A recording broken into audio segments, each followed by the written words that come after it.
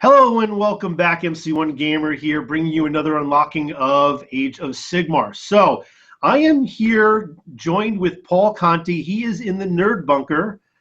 He is the our resident Age of Sigmar number cruncher, and Paul's going to be joining us today to talk about strategies and concepts around the match play game, Three Places of Power. Welcome, Paul. Paul, you froze. Oh, what a great start. All right, when you get back to us, Paul, just chime in. We're going to talk about the match play game. Paul, you there? Yeah, I'm here. Okay, yeah, you completely froze there, buddy. I'll just keep moving around so you know that I'm here, so I'm not sitting very still. Okay, great. Yeah, chime in, man. So how's it going, Paul? Oh, things are going very well. How about yourself? Good, you all good. geared up for Christmas and all that stuff? Yep. Gearing up for the holidays. Got all my gift giving and buying done, and certainly have put together my own list of what I want. We might not have too much viewership today, by the way, just to get into it, because happening right now is the live stream of the new Warhammer TV. They're going through a narrative gameplay. Before we get into the actual match play game scenario, Three Places of Power, you and I were both on there, and just give me your initial impressions. I think it's really awesome that they are doing that at all. I would love to see more of it in the future.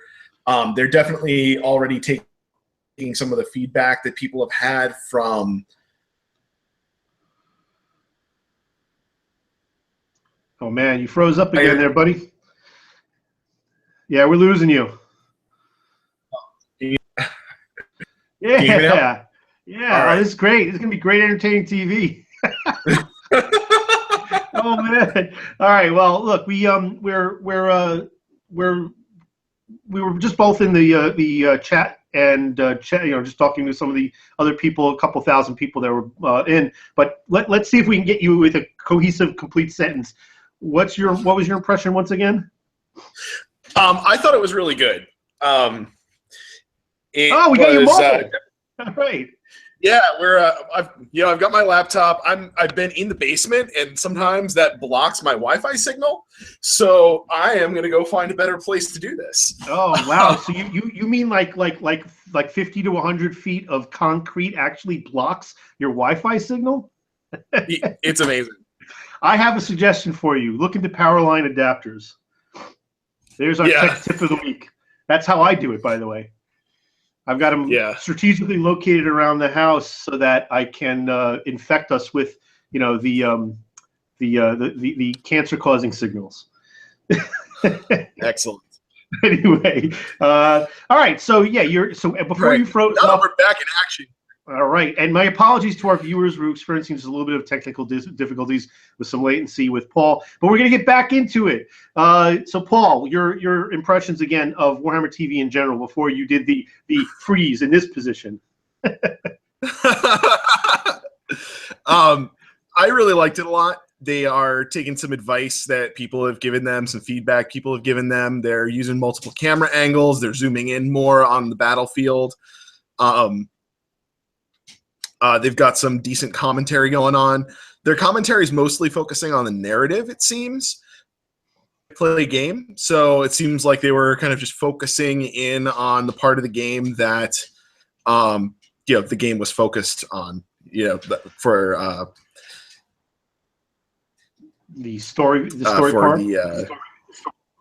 They were focusing in on the story because it was a narrative play game, and it sounds like they're going to be doing specific games that are match play, specific games that are narrative play, and I think they're going to be tailoring their color commentary to of the type of game, so that if it's narrative, it's going to be more of a narrative driven commentary. I think for match play, we're probably going to see more that is a little bit more in depth than what they were doing. Yeah, that's the only criticism I had. But then again, like you said, it's a narrative play, so they're giving a lot of color commentary as opposed to in-depth strategic analysis. I want to see that strategic analysis, not stuff that we would do, and I would assume that they would try to do it better. But it's again, it's one of those examples. We had talked about this off camera before we started the feed, that it seems to it's kind of like the more serious nature of the fans versus the more casual, goofy nature of how Warhammer of Games Workshop handles everything Warhammer. They just don't take it seriously as their clientele. All right, so let's get into it. We're here to talk about the 3 places of power. This is one of the 6. Is it 6 match play scenarios in Yep. In the pitch battle section, match play section of the General's Handbook? And I'm looking to go over several of them. I know you were looking to do a series on this, so I had reached out to you to try and collaborate with those. And I'd be happy to do, jump on your site and do them, so we can get some viewership on your channel as well. But this is one particular. The nice thing about the various scenarios in match play is that there's a lot of different ways to play as a result. You really have to use different types of tactics. You cannot bring the same list to the table. You can't bring a list that is focused on having 5 or more models in a unit or a horde to try to pad that and make it difficult for your opponent to take an objective. You can't have heavy up on monsters and heroes in those types of situations. And yet there are some scenarios that really focus, you only can gain the points for the objective with with heroes, where those horde or large-sized units are not going to help you. So there's a lot of different variants on those themes that mean that you have to take a more of a generic list, more of a list to deal with the different types of objectives. And because if you're playing in an event, you might be rolling. You should almost surely are rolling randomly unless they're pre-organized custom scenarios. But in a natural situation, you're going to roll randomly. You don't know what you're going to get, and as a result, you need to have a list to handle all these different possibilities. This one in particular has a definitive skew. So maybe you can. I'm going to go pull up the actual picture so we can take a look at that while we're talking. So can you give us just a little bit of an impression that you've had playing the 3 points of power while I go ahead and do that? Yeah, and just to touch on real quick what you had just said, I think it's really interesting, in thinking about this particular scenario as well as the others. There's really, like, each one of the scenarios focuses in on a different thing you have to build into your army in order to have a decent chance at all of the scenarios. And this particular one, your objectives can only be held by heroes, so it really forces you to have more heroes in your army and have them be kitted out in such a way, or choosing heroes in such a way that they're going to be fairly fighty and they're going to be able to be survivable so that they can hang out and score points. Yeah, I actually went up against a relative newcomer to Age of Sigmar who had plenty of experience going, in 40K, for example, and he brought a Skaven army to the beginning game.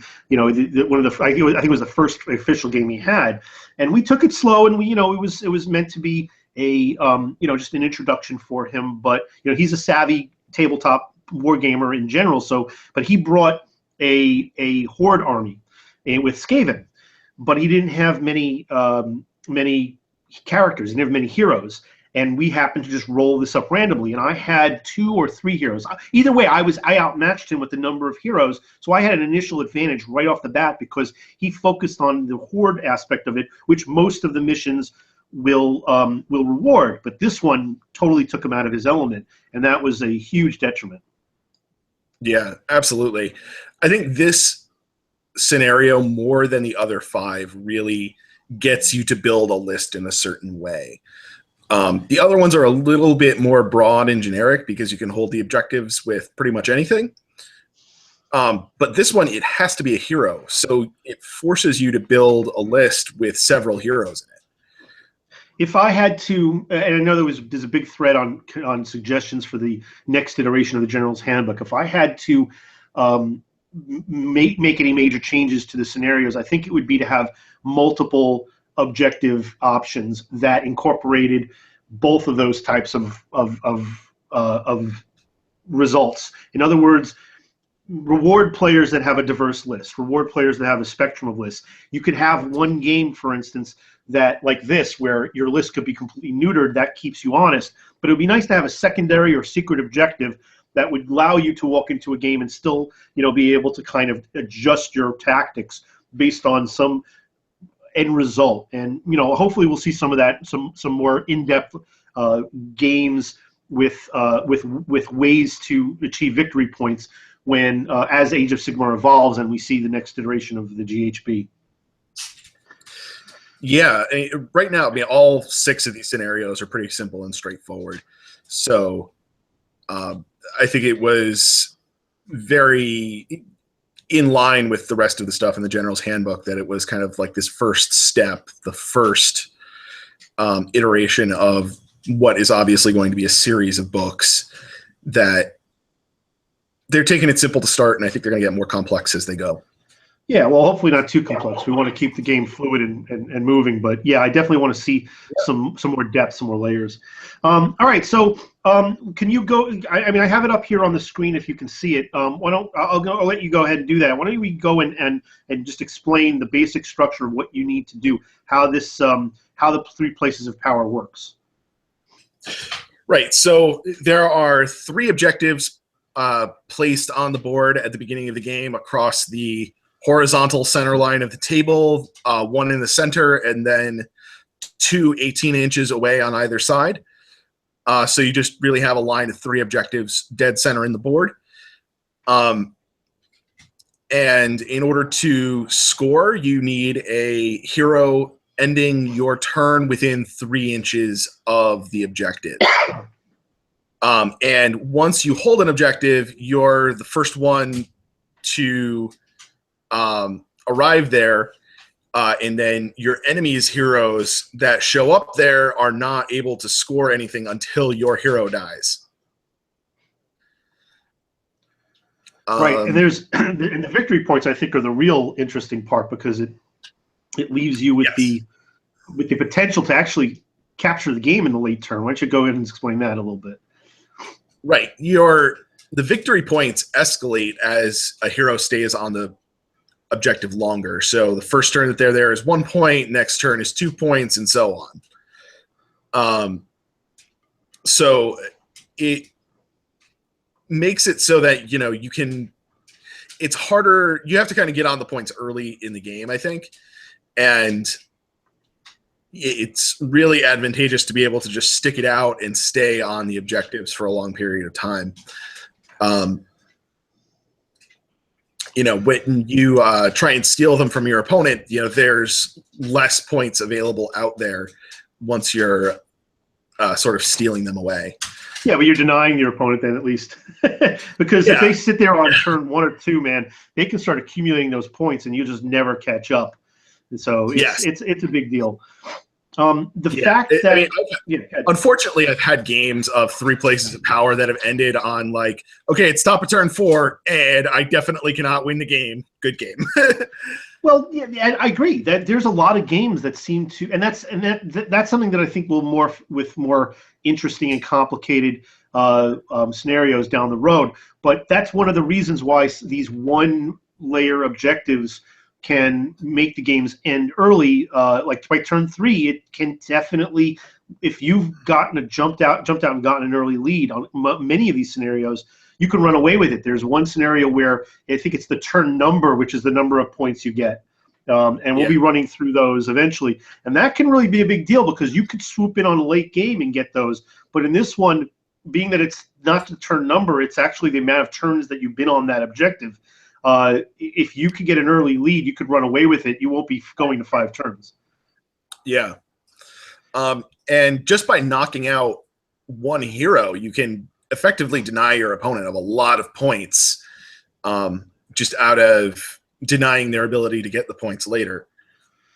Right, and what's been your experience in terms of the kind of list that you've taken? I have a certain line that I'm going to get to with this question, but I want to hear what your thoughts are. When you build a list, taking into consideration that this is a potential scenario that could get rolled up, does that affect your list building? Absolutely. every single time. I'm always thinking about this scenario when I build a list, and I get my core concept together and put the list together. One of the sort of tests that I go through in my head before I finalize the list, it's, okay, do I have enough heroes that are, decent enough in combat to actually win a game of 3 places of power? And that's really driven a lot of my list building, because you don't want to just auto lose 1 out of 6 games, right? Right, and then a good example would be, again, that the game that I played against the Skaven. I walked in there with at least, I think it was at least 2. I think it may have been 3 characters, heroes, and my opponent had just the 1. And as a result, he was neutered from the beginning. Now, 2 of mine were casters, and one of his was on I think a plague furnace. So his was pretty tough. I was hard pressed to try to defeat and remove his, but if I could, I automatically would win that game. All I would need to do was just sit on one place of power, and I would win.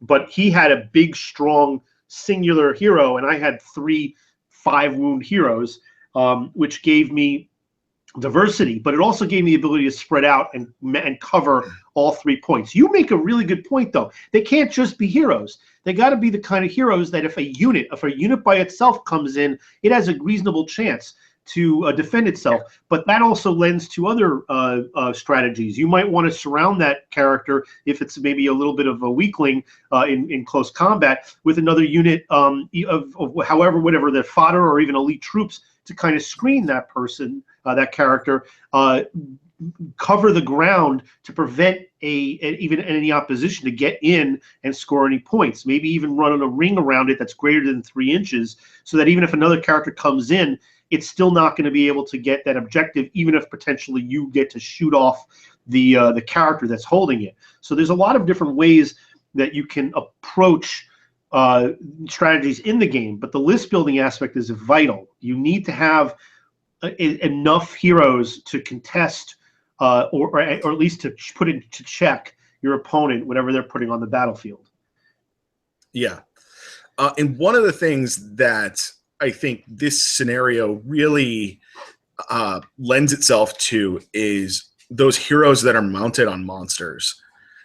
Those are so valuable in this scenario, because you have basically a hero that has maybe 12, 14, 16 wounds, that probably has a 3-up save that can go sit on an objective and take a pummeling from shooting from your opponent's best ground troops and survive for a while. There is a liability to that, though. Well, it's a lot of points. it's a lot of points, and it's something, and it makes that basically that shit kicker unit, that monster, the hero monster. You're tethered, you're anchored to that objective, because now you have to make a serious decision. Do I move off of that objective and try to kill something that could be threatening one of the other objectives, or do I stay here? And if you just stay stationary to claim the points, you're limiting your killability by holding that guy back. I had that with a vampire lord on a zombie dragon at one point, where I sat that guy on the center objective, and I was well within my reach to try to make it to either of the side objectives, but I didn't, because I made it to there in the early turn, and either it was a first or second turn, and it was more effective and more better for the game result for me to sit there. But that took away so much killable power from projecting it out, and my opponent basically stayed away. He didn't engage that vampire lord. I mean, it was a 1,500 point game, so my 400, I think it was like 440 points, was like a third of my points. So he just focused on the other 2 points of power and overwhelmed me, and I could not bring my stuff to bear to deal with it. So that there is a liability to getting a big. That does adapt your mindset in terms of how you build your list. You take the big, heavy pointed, real killable character on a monster, or maybe you take something that's more of a middling thing that can still do the work. Right. Some of the other heroes that are just bigger are also a really nice option. Things like the Iron Jaws Mega Boss, or the Khorne Bloodbound Mighty Lord of Khorne with the Fleshhound. They're like 7 or 8 wounds as opposed to the normal 5 wounds that you get for a hero. So they're a little bit more beefy. You give them an artifact and maybe they're a little bit stronger. And it just creates this nice effect of having a little bit more meat on the bones, a little bit more survivability without necessarily dumping hundreds of points into something. It's, maybe 150 or 140, 160 points instead of, 300. Right. Yep. I have that experience with my Sylvaneth. With a Tree Lord or a Tree Lord Ancient, sticking one of those on these objectives, they're a character. They can still project shooting power. They can still do casting, and they can stay stationary if they need to claim the objective, but they can also contribute in some small way. But right. They're not terribly expensive. They're in like the 200 point plus range, right? I mean, yeah. I think once you get to the point where it's like more than like a quarter or a third of your army, then it starts getting to be a little bit dangerous. Well, yeah, and definitely depending on the size of the game. A lot of the games that I've been playing of late have been Escalation League games because I've been helping promote Age of Sigmar at one of the local shops, and there's like a swath of new players, and they're building up their armies. So it's been sub 2,000, almost all of them. We actually started around 500 or 600, and I think we're now at the 1,000 point game level for everybody, moving up to 2,000. So it has a real impact on what you choose, and the choices that you make are really interesting because the level of power for the characters that you bring are not as dramatic in comparison to the individual rank and file troops as they might be for like a 2,000 point game. Yeah. What I think is fun about this particular scenario is that I feel like it scales up and down the point scale very well. And even if you shrink this down and play it on a 4x4 board instead of a 4x6, it still can work pretty well. The objectives will be a little bit closer together, but I've done it a few times, and it scales really well, both in size of army and scaling down the size of the board a little bit. Yeah, right. So you're basically dropping it to like 12 inches, I guess, from the center point when you're on a 4x4 board. That works exceptionally well. I do find one detraction I have with this particular mission is that everything is in the middle of the board. And it does make for a quicker game, but unlike some of the other objectives where you kind of have to get across the board to your opponent's zone, and this is probably the only detraction I have for this particular game, it does kind of coalesce everything. Even though it spreads it out along the horizontal line, all the action then tends to happen in the center. Unless you're trying to take out an object, like let's say, for instance, you have in the backfield maybe a Hurricanum, because I know you're a big Free People's player, or if you have any artillery in the back that's just laying waste to important forces that I have that are moving around, and I need to put something out there to put that thing in check, to take it out, to neutralize it. If that's not happening, the action kind of just gathers in on the center line of the board, and it's not as interesting in my opinion as say some of the other 4-point or even 2-point objectives where you have to reach out and get to your opponent. You may be protecting something on your side, but you've got to get to your opponents or deny your opponent the ability to gain points on that side of the board, which makes it a much more mobile and more mobile army and forces the action. In this case, most of the time, you only need to get halfway across the board, and you're in it for the duration. Yeah, which actually brings up a really good point, I think, is that even like the shorter mid-range shooting is actually really good in this scenario because your opponent has to push into the middle of the board in order to score points and actually win the game. So you can sit in your deployment zone with something with a 16-inch range and still be able to hit your opponent's models that are actually scoring points. And then even more so, you can stick something like a cannon in a corner and hit all 3 objectives and be so far away from where most of the fighting is happening, you're just going to get free fire the whole game. That's an excellent point. Yeah, that I hadn't actually thought about it, though I'm sure I've applied that a little bit in the actual game, but not in the list building. Because when I think about, like, for instance, some really good shorter range shooters, the first ones that come to mind, there's plenty of 24-inch shooters in the game. You get, halfway across the board, you can hit your opponent right in the back of their deployment zone. But to start, something that's like 16 or 18 inches, like the fire drakes. Great shooters, but they don't have very good range. They could sit back in their deployment zone, even in the near almost near their starting line. Maybe make a quick move up and be able to pour fire down on the character that's scoring points. That's a very good point. Very good feedback on that. I think one of the things that I've noticed in this game is that because there's an uneven set of objectives, it means you can focus on not all of them. You can concentrate your efforts on just 2 of the 3 in order to control the game. And that also creates some serious choices to be made. And anytime you have to make, critical choices in a game in order to win, that can be detrimental to your victory, it makes the game much more interesting. If it's just a default, like one object in the center, then that's not a very critical decision. But here, if you have to decide, hey, I'm going to try and focus on the center and the right objective, and I'm going to let my opponent take the left objective. If I can control these 2 for a dominant portion of the game, I take the game. All right, so that's kind of the strategy I always apply. Yeah, and I think for a lot of forces, that is a really good way to go after this particular scenario, is to just really play the numbers game and say, I need to, if we sit on the objectives for the whole game, like, and I have 2 of them and my opponent only has 1, I'll win the game. So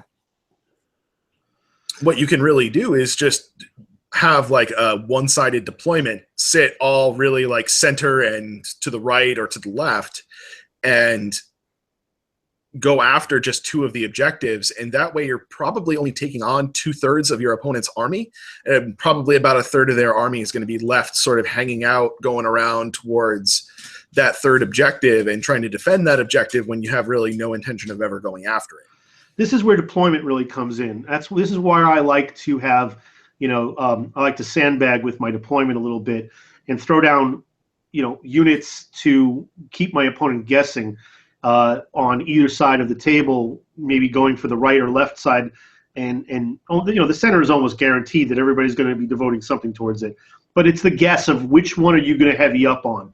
If you're going to evenly distribute right side or left side, in a lot of cases, I'll have a mobile unit that I can completely divert from that far side towards the center to try and aid and kind of just let that other objective go. But the question is, which one's it going to be? Which one am I going to give up so that I can outmatch my opponent on the other 2? And the deployment really has an impact on that, because if you can fake out your opponent or play that little game of chicken, something that's often lost in match play, since the General's Handbook came out, I think it was far more interesting deploying in open play in the initial iteration of Age of Sigmar. But at least in this case, it still gives you that angst of what's my opponent going to do, And of course, if you're using a full-on battalion and you just plop everything down at once, that kind of gives it away. But the wonder and the question mark of where is he going to go next and where is he going to heavy up makes that makes those decisions very important. Yeah, and what other units I really like, especially in this scenario for that sort of deployment, are units that in 8th edition they would have been called fast cavalry. Mm-hmm. The units that are mostly on horseback or the equivalent of something on horseback for a movement, and have shooting attacks. That they're light, they're quick, and you can stick them out on a flank in a scenario like this, and they're useful in all of the other scenarios as well. And they can cover an objective from a decent distance away, so that you may be able to contest that objective on your opponent without devoting a lot of points to contesting the objective. And that's a great point. And what a big thing about Age of Sigmar is a lot of those units are a lot more sturdy than they used to be. They used Yeah. to crumble so fast to anything that, you know, they just fell apart with, you know, shooting. If they got into combat, now every mounted unit has 2 wounds at the very least. They may not have great armor, you know, saves. They may not have great, you know, combat effectiveness, but they all have 2 wounds. So if there's 5 of them, that's a decent capability to survive, where before, you know, it was just 1 wound apiece and they were off the board. And I think, being that you're a big Order player and you play a lot of Empire and Empire-oriented armies, you're probably thinking of, am I correct, Outriders, things like that? Yeah, Outriders, a little bit less so on Pistoliers, but yeah, the Bretonnian mounted yeomen are a decent choice for that as well. And they have an 18-inch shot on their bows. You know, Alarian Reavers are another good example. There's just a lot of fast cav out there that have a decent shooting attack that are really quick. And for the other scenarios, they're going to be great for getting across the board quickly and putting pressure on those objectives in those other scenarios.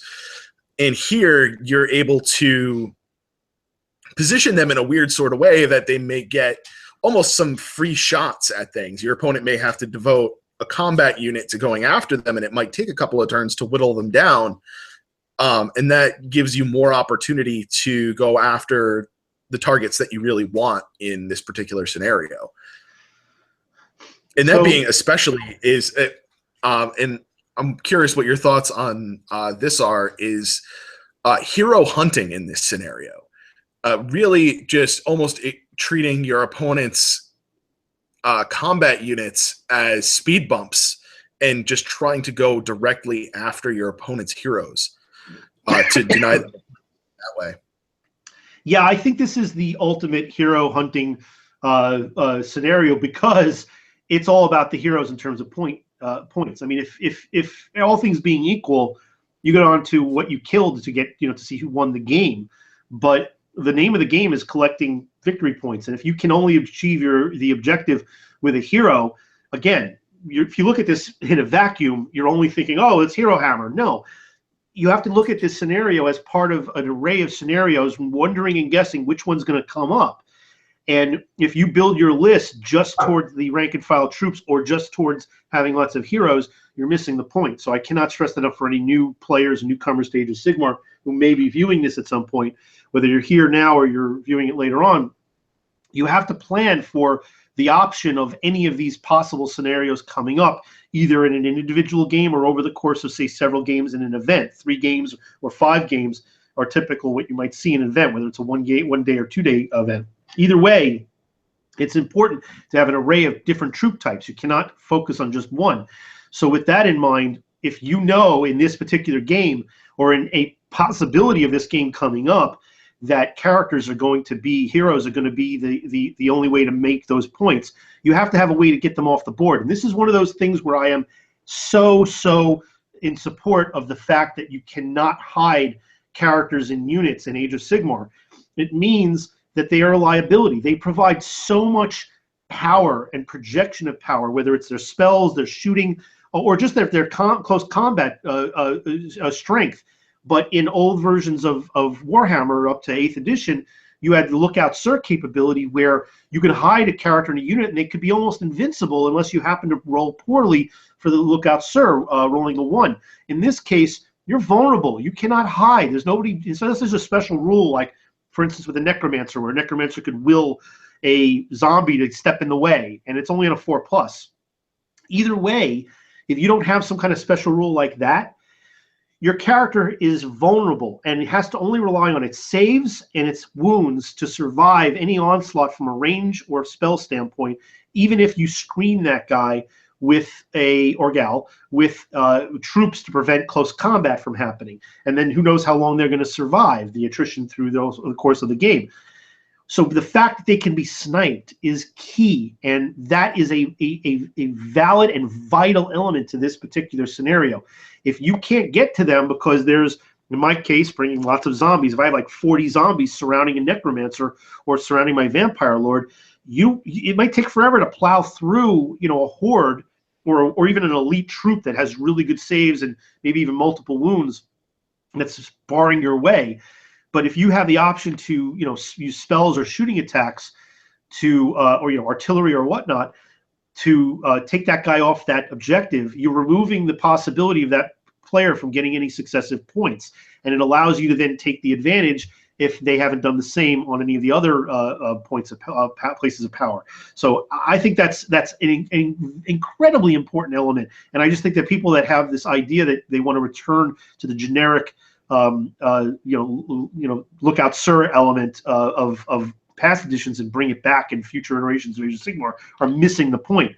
That's what creates the angst. That's what creates the need to make decisions, and what makes a scenario like this very interesting to play, because it's a liability. You got to bring somebody up. There's only so many characters you can bring to the game. You got to bring somebody up to take control of an objective, and then they've got to survive long enough to actually score points. And even if they die in the later turns, if they've gathered up enough points, they've done their job. It's not about them just surviving. You've got to be able to get some points to help you win the game. And if they die in turn 4 or 5, you may have actually already achieved that by virtue of building up a number of points more than your opponent has.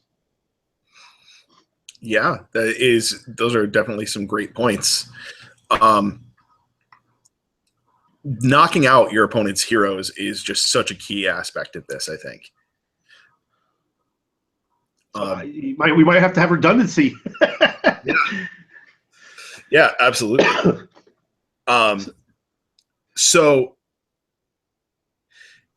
What do you like in heroes that, like when you're thinking about building a list and thinking about this scenario, what kinds of things do you like in heroes? What heroes would you throw into an army just to make this scenario easier to win? I will answer that question, but I want to give you a chance to put your input in first, because I just went on a whole speech. So why don't you go ahead and tell me what your viewpoints are, and then I'll go ahead and give you mine. Okay, sure. I think I like that this scenario puts your more fragile units out there and forces you to use something that you usually would hide behind your lines up in front. That, like what you definitely were pointing out with the Lookout Sir roles, your heroes used to hide inside units in 8th edition and 7th edition. And this scenario in particular, as well as the general design of Age of Sigmar, really gets your heroes to be heroic. Lets them go stand out in combat and do something special all the time. And in this particular case, it's your heroes that are actually going to win you the game. And I think that is really important to having a really dynamic sort of gameplay and cinematic gameplay that's more than just, blocks of troops lining up against each other. There's something a little bit extra, something a little bit special going on. It really highlights your heroes and the importance of them as, your epic leaders in your army. Yeah, I can't stress that enough. The heroes. There are some people that just like the rank and file troops. They think the heroes. I hear the word hero hammer historically. I understand you don't want it to be all about the heroes, but it's nice to have about the heroes some of the time. It can't just be about hordes of troops and different types of units with special abilities. The idea of Age of Sigmar is that the heroes tend to be the force multiplier. They tend to be the enhancer. They tend to be the battery for synergies. And what I mean by that, for anybody who doesn't understand, is that they tend to have the powers that enhance the actual rank, the other units in your army. They may have an ability to add, to their numbers of attacks, or make their rerolls, or increase their saves, or add modifiers to their attacks or saves or wounds or whatever. A variety of different things. That's absolutely essential. No, that's what makes the synergies work. There are very few situations where a unit has synergies. I mean, I can think of a couple off the top of my head, like like Longbeards, for instance, with the dwarves. But in most cases, the synergies extend from the heroes. So they're already an integral part, but they're an integral part in terms of enhancing the bulk of the rest of your army. This is a scenario where the achievement of those objectives is switched over from your troops, and your troops then tend to be there to screen your heroes, to block your heroes, to make your heroes survive, to make your heroes able to to be the ones that actually take the forefront and be the vital element in the game. And while it doesn't diminish what your troops are, it makes it really important that you have troops that are going to be able to contribute to that. And that could be taking out your enemy heroes or controlling a particular objective to prevent your hero from getting there. If I don't take the left objective, I may have to send something there to kind of slow you down, to make you earn that objective while I'm focusing on the middle and right objective. So either way, you're going to have quality heroes. Now, what do I look for? You asked the question. I'm going to look for versatility, which is typically what I look for in most hero situations. If it's just a close combat monster, it better be a tough one. It's going to have to be one that's going to take that objective and maybe hold it almost by itself, maybe with just a little bit of help. But that little bit of help is pretty much going to be to augment or extend the survivability of that character. But I also want versatility. I mean, I like the idea of having some special sauce in there with a character. Like you said, can it shoot? Can it cast? Is there something else that it can do if it's anchored to that scenario? And then I have to decide, where am I going to position that guy? A lot of times people will think, I want to put the strongest one I have in the center. Well, no, I may not want the strongest one I have in the center. That strongest one may not have a diversity of abilities that can project beyond the 3 inches that it can pile in. All right, so maybe your heavy up guy is off to the right or left, and your center guy is the one that can do something else. Maybe they're a good shooter, or maybe they can cast spells. Something else that they can do. So that's really what I'm looking at. And it's as with any game, you got to look at across the board and see what your opponent's doing too. But you need to have some diversity in the capabilities of your units as well. Unless, of course, you're an army like Khorne, where you just really have a bunch of knuckle draggers that are going to go and smash face up close and personal, and then you don't have a lot of choices. but you have a lot of other things that are bringing to the table as well.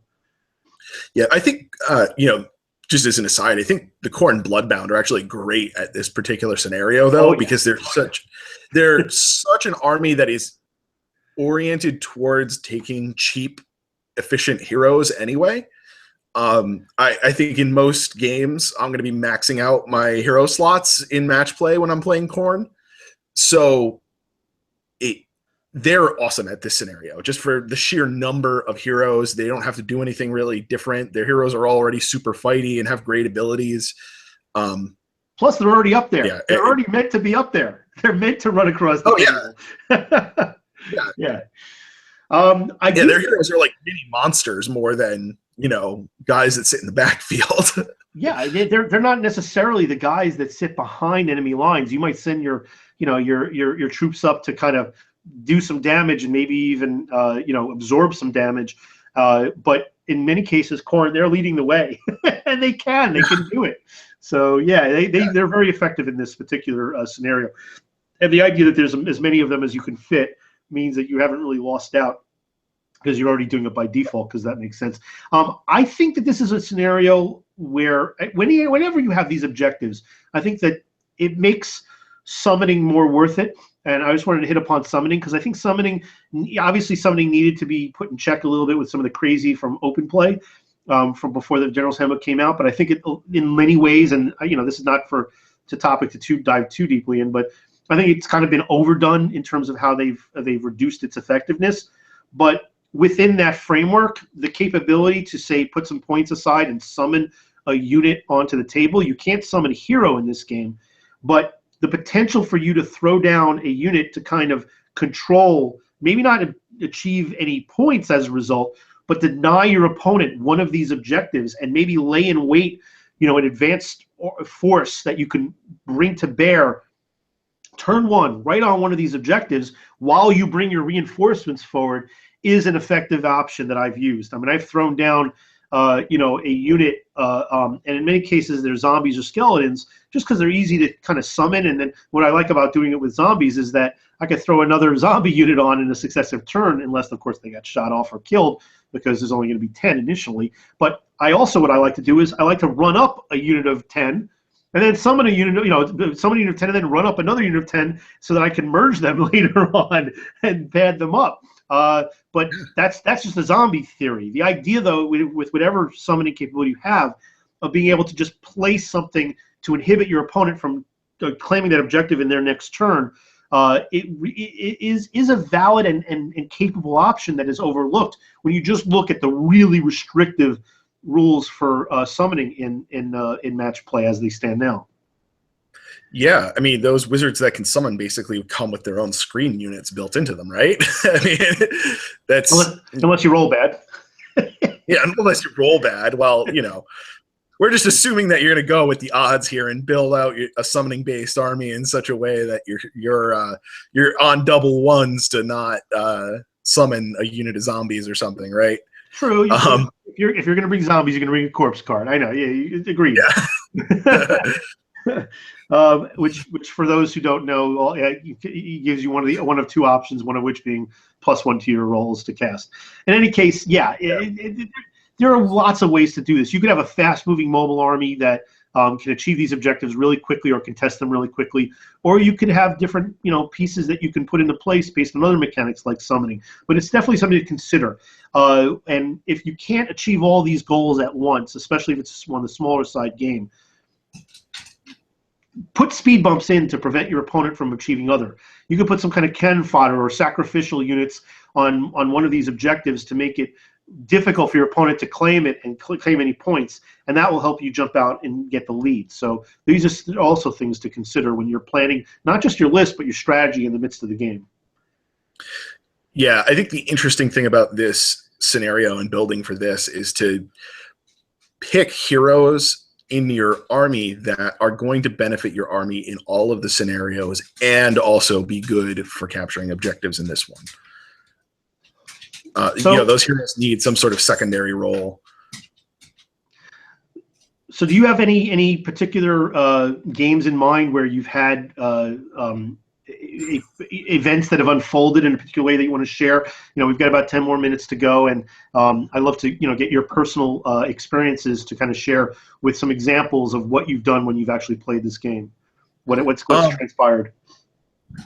One of the things that I've done a lot is putting shooting units close to the edge of the map on either side and moving them up just close enough to cover the objectives.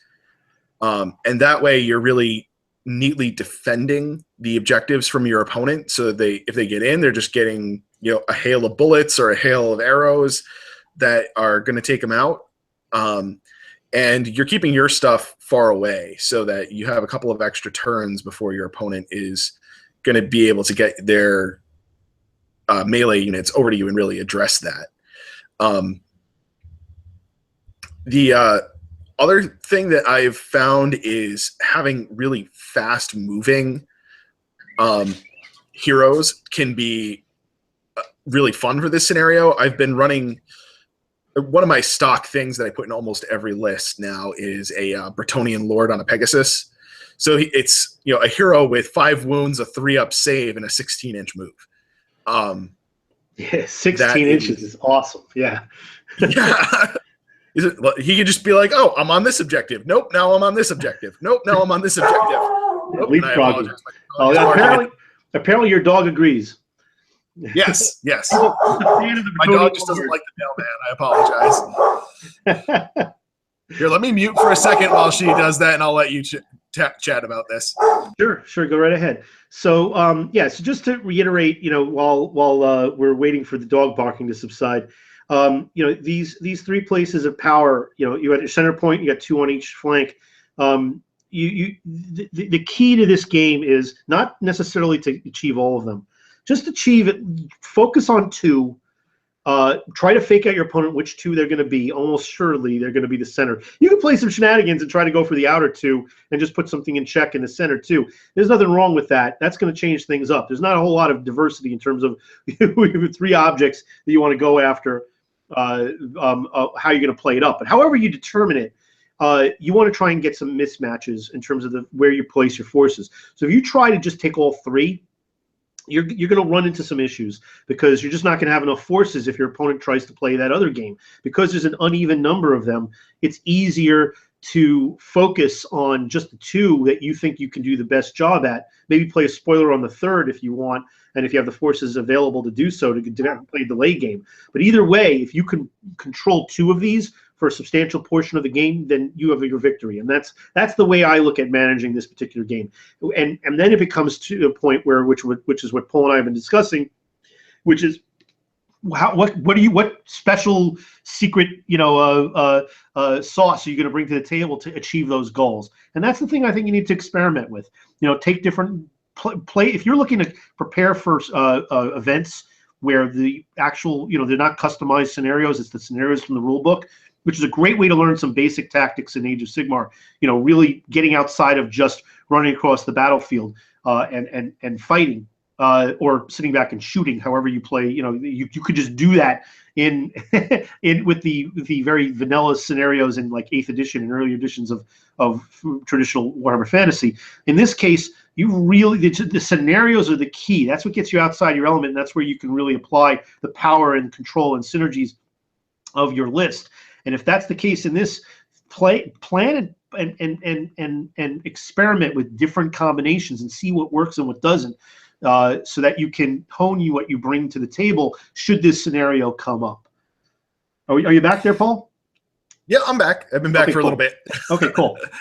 Yeah, I apologize about that. My dog really doesn't like the mailman, apparently. Oh, I thought he was just a fan of the Bretonnian Lord. Oh yeah, I mean, I'm a huge fan of the Bretonnian Lord. As I said, I take him in almost all of my lists now.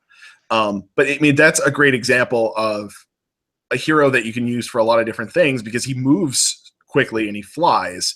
So in a game outside of this scenario, he's great for getting into your enemy lines and going after war machines and shooting units and things like that are giving you problems from far away. And also just hero hunting. And in this, he's really survivable and fast, gets on the objectives first turn, and really just has tremendous flexibility because he is just so tough. Well, let me flip the script on you. Because not everybody plays Free Peoples, which I know is a big thing for you, and not everybody plays Undead, which is a big thing for me. And I know we both play other armies. Yep. Playing this game, what characters have you seen that have been really good? Not an army you play, but what you've played against. What characters have been really, really effective in this that you've gone up against? What kind of characters? Or even I find that the characters that do best in this are the ones that have a really good save and also just kind of do something else. One that I've seen that's really good are the various different Skaven characters, but like I think it's the Skaven Warlord that has like a 3-up save, and he gets bonuses to his run, so he can end up on that pretty quickly. The Orc Mega Boss. Yeah. Yes. Yeah. The Orc Mega Boss is a beast. Yeah. He's fast. He gets on those objectives. He's not that expensive for the fact that he's like 8 wounds and a 3-up save and super fighty. So definitely don't overlook the Mega Boss on foot. I just had an Iron Jaws game just this past week that I'm about to release a battle report on, where the Orc Mega Boss, man, it was fun going up against him, but it was terrifying just how effective he was. So yeah. You were saying? I'm just trying to think of some others that I've actually played this scenario with where I saw something really interesting. I think the ogres have some really good options for this as well, because they still have those destruction special abilities to get bonus runs, and all of their heroes are like 7, 8, 9 wounds, something like that. So they're really great for this. Some of them are really fighty. You have the Fire Belly that has it's, I forget if it's shooting or magic, but he has the fireball thing that he does. You know what's good for the ogres? The hunter. Yeah. The hunter has an option to actually pop up on the battlefield away from enemy troops. And a lot of times I've thought to use him because I do have a Iron Guts and a Gut Buster, and I have a Beast Claw Raiders detachment that I kind of share with my son, and I've used the hunter in many cases trying to kind of ambush in the back of my opponent's deployment zone. But the fact that you can pop them up right on one of these objectives and potentially with a few of those saber tusks sitting around him to defend, and he's ranged, and he's sitting on I think he's sitting on 7 wounds, which is not bad. He doesn't have great armor, but he's sitting on 7 wounds, and a lot of times these objectives are on terrain, so you get that extra boost to your save. So that's another one that I think would be very effective. On turn 1, you could claim one of these objectives with that hunter. Yeah. And similarly to that, the Bretonnian Green Knight, if you can actually get him to show up on the board, can pop up anywhere. What's the roll to get him on the board? I forget. It's only a 4-up. It's like it's a 50-50 shot. It's not a guarantee, man. Hey, but it can happen. And he is super tanky once he's on the battlefield. Oh, he doesn't go away. Even if you kill him, he comes back. So you don't get the point. Yeah. He just return to the fold, and really anything that dies and comes back. That's why I like the Ring of Immortality from the Death Allegiance, because you kill something, it's got a chance to stay in the game. But those like what was it? There's a character on one of the Phoenixes for the High Elves. That because it's a character would be very effective here, because if it dies, the Phoenix returns and you essentially get that guy back. So and it gets that additional 4-up ward save as well. Yeah, I don't know if is he a wizard? I forget if he's a wizard. I don't remember. I don't think he is. Okay, because if he was a wizard, he'd be the trifecta as far as I'm concerned. Yeah. Because they could sit there and still project, and if he dies, he just comes back. But otherwise, he still is effective, because if he dies, he could still come back and claim the objective, or come back into the objective. Yeah. Yep. Very cool. All right, dude. Any final thoughts before we kind of wrap this up? No, I mean, I think we've really covered this really thoroughly. This is one of my favorite objectives to play, or I'm sorry, scenarios to play. I play it all the time, so it's a lot of fun. I really appreciate you having me on. Yeah, it's always a great time. I would be happy to have you on for more of these. Be happy to go and do it on your channel as well for a couple. So you just let me know when.